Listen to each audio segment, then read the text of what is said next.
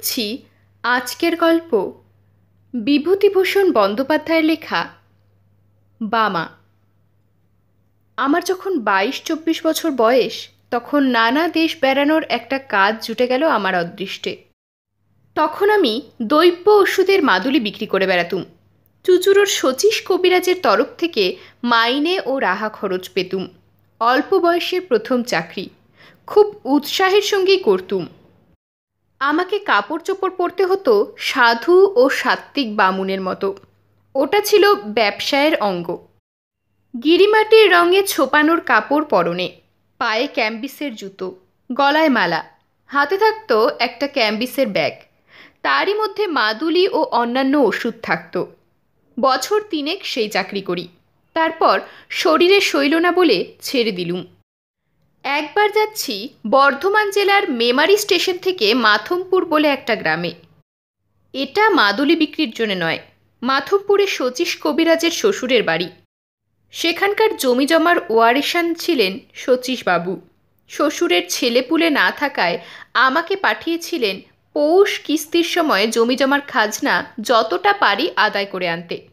কিন্তু তা হলেও পরনে আমার গেরুয়া কাপড়, হাতে মাদুলি ও ওষুধ ভরা ক্যাম্বিসের ব্যাগ ইত্যাদি সবই ছিল। যদি পথে ঘাটে কিছু বিক্রি হয়ে যায়, কমিশনটা তো আমিই পাবো। কখনো ও অঞ্চলে যাইনি। মেমারি স্টেশনে নেমে বেলা 2টোর সময় হাঁটছি তো হেঁটেই চলেছি, পথ আর ফুরোয় না। এক জায়গায় একটা ছোট বাজার পড়ল, সেখানে কিছু খেয়ে নিয়ে আবার পথ হাঁটি। গ্রামে গ্রামে ওষুধ বিক্রি করে বেশ কিছু রোজগারও করা গেল। দেরিও হলো বিশেষ করে সেই জন্যে। আর একটা বাজার পড়ল, সেখানে দোকানদারের কাছে শুনলাম আমার গন্তব্যস্থানে পৌঁছতে অন্তত রাত 9টা বাজবে। কিন্তু সকলেই বললে, সন্ধ্যের পরে আগে গিয়ে আর পথ হাঁটবেন না ঠাকুরমশাই। এইসব দেশে ফাঁসুরে ডাকাতের বড় ভয়। বিদেশি দেখলে মেরে ধরে যথাসর্বস্ব কেড়ে নেয়। প্রায়ই বনের ধারে বড় বড় মাঠের মধ্যে ঘাপটি মেরে বসে থাকে।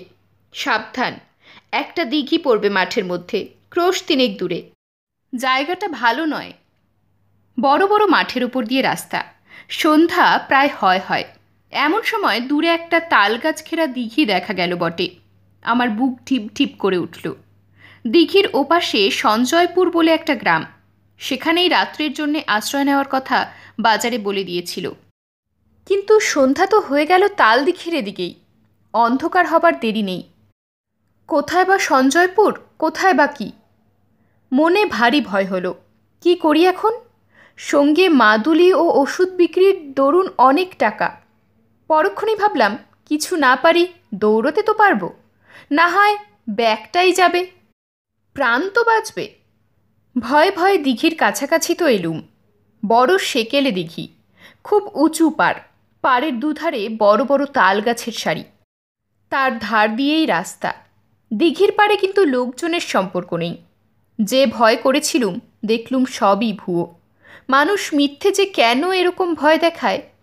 প্রকাণ্ড দিঘিটার পার ঘুরে যেমন তালবনের সারি ও দিঘির উঁচু পাড়কে পেছনে ফেলেছি, সামনেই দেখি ফাঁকা মাঠের মধ্যে দূরে একটা গ্রাম লিলি করছে। নিশ্চয়ই ওটা সেই সঞ্জয়পুর। বাঁচা গেল বাবা, কি ভয়টাই দেখিয়েছিল লোকে। দিব্যি ফাঁকা মাঠ, কাছেই লোকের বসতি, গায়ের গরু বাছুর চড়ছে মাঠে। কেন এসব জায়গায় বিপদ থাকবে? আমি এরকম ভাবছি। এমন সময় তালপুকুরের ওদিকের পাড়ের আড়ালে যে পথটা, সেই পথ বেয়ে একজন বৃদ্ধকে আমার দিকে আসতে দেখলুম। বৃদ্ধ বেশ বলিষ্ঠ গড়নের, এই বয়সেও মাংসপেশি বেশ সবল, গলায় রুদ্রাক্ষের মালা, হাতে ছোট একটা লাঠি। বৃদ্ধ আমায় বললে, ঠাকুরমশাই কোথায় যাবেন? যাব মাথমপুর। মাথমপুর?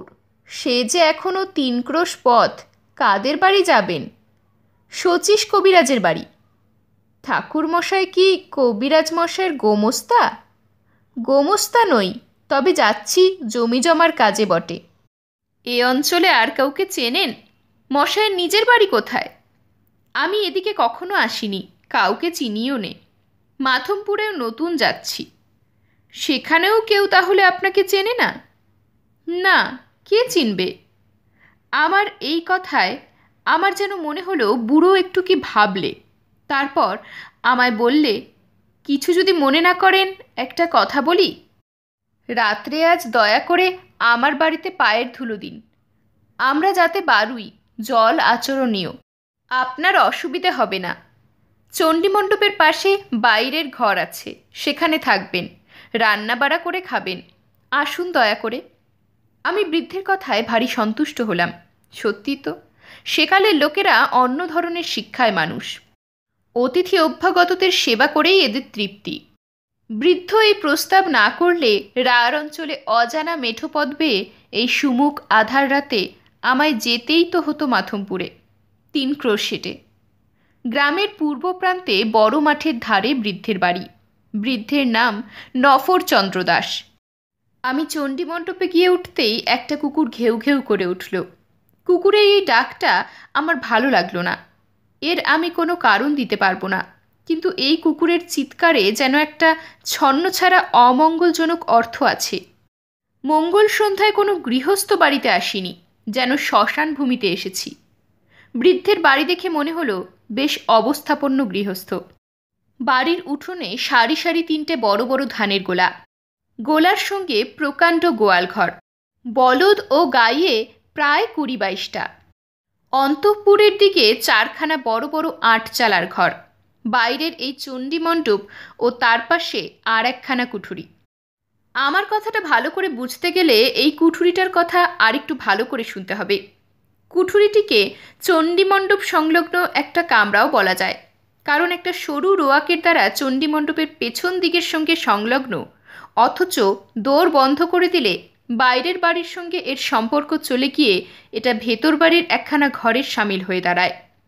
আমায় বাসা দেওয়া হলো এই কুঠুরিতে।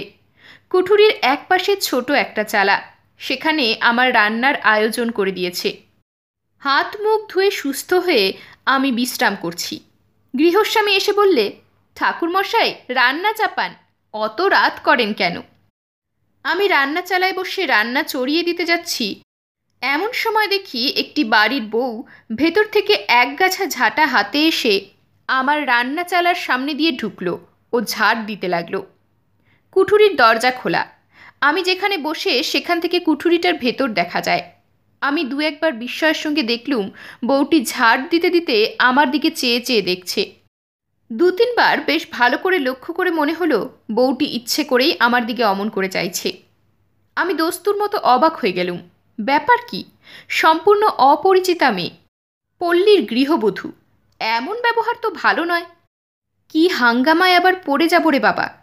কর্তাকে কাছে বসিয়ে রাত্রে রাত্রে গল্প করব নাকি? এমন সময় বউটি ঝাঁট শেষ করে চলে গেল, কিন্তু বোধহয় 5 মিনিট পরেই আবার এলো। দেখে মনে হলো সে যেন খুব ব্যস্ত, উদ্বিগ্ন, উত্তেজিত। এবারও সে কুঠুরির মধ্যে ঢুকে এটা ওটা সরাতে লাগলো এবং আমার দিকে চাইতে লাগলো। তারপর হঠাৎ রান্না চালার দরজায় এসে চকিত দৃষ্টিতে চারিদিকে চেয়ে কেউ নেই দেখে আমার দিকে আরও সরে এলো এবং নিচু স্বরে বললে, ঠাকুরমশাই, আপনি এখনই এখান থেকে পালান, না হলে আপনি ভয়ানক বিপদে পড়বেন। এরা ফাঁসুরে ডাকাত, রাতে আপনাকে মেরে ফেলবে। বলেই চট করে বাড়ির মধ্যে চলে গেল। শুনে তো আর আমি নেই, হাতের খুন্তি হাতেই রইল। সমস্ত শরীর দিয়ে যেন বিদ্যুৎ খেলে গেল, আর সারা হাত পা অবশ ও ঝিমঝিম করতে লাগলো। বলে কি, দিব্যি গেরস্ত বাড়ি, গোলাপালা, ঘরদোর, ডাকাত কীরকম? কিন্তু পালাবই বা কেমন করে? এখন বেশ রাত হয়েছে। সামনের চণ্ডীমণ্ডপে বৃদ্ধ বসে লোকজনের সঙ্গে কথা কইছে। ওখান দিয়ে যেতে গেলেই তো সন্দেহ করবে। কাঠের মতো আড়ষ্ট হয়ে গিয়েছি একেবারে, হাতে পায়ে জোর নেই, কিন্তু ভাববারও শক্তি লোপ পেয়েছে। মিনিট 5 এমনই ভাবে কাটল। এমন সময় দেখি সেই বউটি আবার কি একটা কাজে কুঠুরির মধ্যে ঢুকে খোলা দরজা দিয়ে আমার দিকে চেয়ে দাঁড়িয়ে রইল। মেয়েটির কথা বলবার পূর্বেই আমি বললুম, তুমি যে হও, তুমি পরম দয়াময়ী, বলে দাও কোন পথে কিভাবে পালাবো? বউটি চাপা গলায় বললে, সেই জন্যেই এলুম, সব দেখে এলুম, পালাবার পথ নেই, ওরা ঘাঁটি আগলে রেখেছে। আমি বললুম, তবে উপায়? মেয়েটি বললে, একটা মাত্র উপায় আছে, তাও আমি ভেবে এসেছি। আমি এ বাড়িতে আর ব্রহ্মহত্যা হতে দেব না। অনেক সহ্য করেছি, আর করব না। দাঁড়ান ঠাকুরমশাই, আর একবার বাড়ির মধ্যে থেকে আসি, নইলে সন্দেহ করবে। মিনিট 5 পরে বউটি আবার এলো। চকিত দৃষ্টিতে চারিদিকে চেয়ে বলল, শুনুন আমার উপায়। এই কথা কটা মনে রাখুন। মনে যদি রাখতে পারেন তবে বাঁচাতে পারবো। আমার নাম বামা, আমি এ বাড়ির মেজ বউ। আমার বাপের বাড়ির গ্রামের নাম কুসুমপুর, জেলা বর্ধমান, থানা রায়না। আমার বাপের নাম হরিদাস মজুমদার, জ্যাঠামশায়ের নাম পাঁচকড়ি মজুমদার। আমরা 2 বোন। আমার দিদির নাম খান্তমণি। বিয়ে হয়েছে সামন্তপুর তেওটা, বর্ধমান জেলা। শ্বশুরের নাম দুর্নব দাস, সবাই যাতে বারুই। আমার বাবা জ্যাঠামশাই সব বেঁচে আছেন, কিন্তু মা নেই। আমার তখন বুদ্ধি লোপ পেতে বসেছে। যা বলে মেয়েটি তাই করে যাই। এতে কি হবে? বউটি কিন্তু একবার বাড়ির মধ্যে যায়, আবার অল্প 2 মিনিটের জন্যে ফিরে এলে আমার তালিম দিয়ে যায়। মনে আছে তো? জ্যাঠামশায়ের নাম কি? আমি বললুম, হরিদাস মজুমদার। না না, পাঁচকড়ি মজুমদার। বাবার নাম হরিদাস মজুমদার।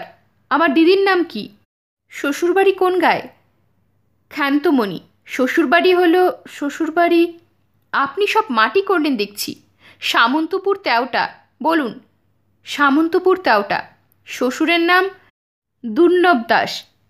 অবশেষে মিনিট 10-12 মধ্যে আমার কাছে সব পরিষ্কার হয়ে এসেছে। বউটি বললে, রান্না খাওয়া শেষ করে নিন ঠাকুরমশাই, কোনো ভয় করবেন না। আমার বাপের বাড়ির নাম ধাম যখন জানা হয়ে গেছে তখন আপনাকে বাঁচাতে পেরেছি। এখন শুনুন, খাওয়া দাওয়ার পরেই শ্বশুরমশাইয়ের কাছে আমার বাপের বাড়ির পরিচয় দিয়ে বলবেন আপনি তাদের গুরু বংশ। আমার নাম বলে জিজ্ঞেস করবেন, আমার বিয়ে হয়েছে কোথায় জানো নাকি? গলা যেন না কাঁপে, কোনো রকম সন্দেহ যেন না হয়। আমি চললুম। আবার আসবো আপনি শ্বশুরকে বলবার পরে, কিন্তু দেরি করবেন না বেশি। বিপদ কখন হয় বলা তো যায় না। রান্না খাওয়া শেষ না করলেও তো সন্দেহ করতে পারে। রান্না খাওয়া করতেই হলো। রাত্রের অন্ধকার তখন বেশ ঘন হয়ে এসেছে। রাত আন্দাজ 10টার কম নয়। আহারাদির পর নিজের কুটুরিতে বসেছি, আর আমার মনে হচ্ছে এ বাড়ির সবাই যেন খাড়ায় রামদাতে শান দিচ্ছে আমার গলাটি কাটবার জন্যে। এই সময় গৃহস্বামী স্বয়ং আমার জন্যে পান নিয়ে এলো। বললে, কি ঠাকুরমশাই, আহারাদি হলো? এখন দিব্যি করে শুয়ে পড়ুন। মশারিটি টাঙিয়ে দিয়ে যাচ্ছি, রাত হয়েছে, আর দেরি করবেন না। আমি বললুম, হ্যাঁ, একটা কথা বলি। আমাদের এক মন্ত্রশিষ্য, বাড়ি কুসুমপুর, থানা রায়না, নাম পাঁচকড়ি হরিদাস মজুমদার। তার একটি মেয়ের নাম বামা। এদিকেই কোথায় বিয়ে হয়েছে। তারাও যাতে তোমাদের বারুই কিনা, তাই হয়তো চিনলেও চিনতে পারো। মেয়েটির জ্যাঠা দুর্নব্রাম পাঁচকড়ি। আমায় বলে দিয়েছিল মেয়েটির শ্বশুরবাড়ি খোঁজ করে একবার সেখানে যেতে। তা যখন এলুমিয়ে এদেশে। আমার কথা শুনে বৃদ্ধ যেন কেমন হয়ে গেল। আমার দিকে অবাক হয়ে চেয়ে বললে, কুসুমপুরের হরিদাস মজুমদার, বামা, আপনি তাদের চিনলেন কি করে? বামার কথা স্মরণ করে গলা না কাঁপিয়ে দৃঢ়স্বরে বললুম, আমি যে তাদের গুরু বংশ। আমার বাবার ওরা মন্ত্রশিষ্য কিনা। বৃদ্ধ তাড়াতাড়ি বললে, বসুন, আমি আসছি। আমি একটা কুঠুরির মধ্যে বসে রইলাম। সন্দেহ ও ভয় তখনও কিচ্ছু যায়নি। আর এরা যে গুরুদেবকেই রেহাই দেবে তা কে বলেছে? কিছুক্ষণ পরে বৃদ্ধ ফিরে এলো, পেছনে পেছনে সেই বধূটি। আর একজন সন্ডা মার্কা গোছের যুবক এবং একজন প্রৌঢ়া স্ত্রীলোক, সম্ভবত বৃদ্ধের স্ত্রী। বৃদ্ধ বললে, এই যে বামা ঠাকুরমশাই, আমারই মেজ ছেলের সঙ্গে এই আমার মেজ ছেলে শম্ভু। গড় করো, সব গড় করো। মেজ বৌমা, দেখো তো, চিনতে পারো একে? চমৎকার অভিনেত্রী বটে বামা, অদ্ভুত অভিনয় করে গেল বটে। ঘোমটা খুলে হাসি মুখে সে আমার পায়ের ধুলো নিয়ে প্রণাম করলে গলায় আঁচল দিয়ে। জীবনদাত্রী দয়াময়ী বামা। আমার চোখে প্রায় জল এসে পড়ল। তারপর সে রাত্রি তো কেটে গেল। খাবার জল দেওয়ার ছুতো করে এসে বামা আমায় আশ্বাস দিয়ে গেল। বললে, বিপদ কেটে গিয়েছে। আমার চোখে না পড়লে সর্বনাশ হতো, ভিটেতে ব্রহ্ম হত্যা হতো।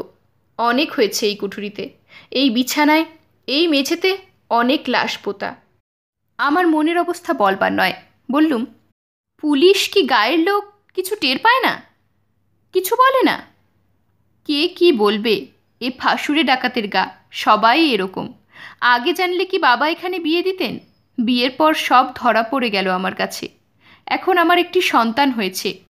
এ পাপ ভিটে বাস করলে তার অকল্যাণ হবে।